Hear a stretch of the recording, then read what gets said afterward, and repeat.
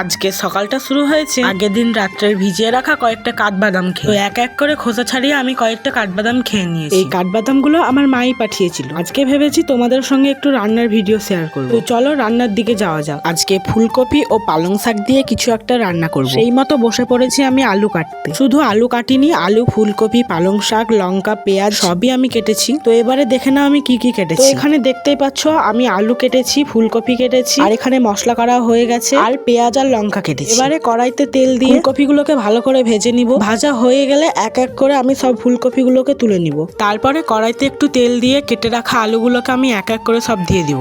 সত্যি রান্না করতে আমার ভীষণ ভয় লাগে, কারণ কখন জানি আবার গায়ে ছিটকে তেল এসে পড়বে। এবারে আলুগুলোকে একটু ভেজে লবণ, হলুদ সব আমি দিয়ে দিব। এবারে যে মশলাটা করে রেখেছি সেই মশলাতে লবণ, হলুদ সব আমি দিয়ে দিলাম, আরো এমনি মশলাও দিয়েছি। আলুগুলো ভাজা হয়ে গেছে, এবারে আমি সব তুলে নিব।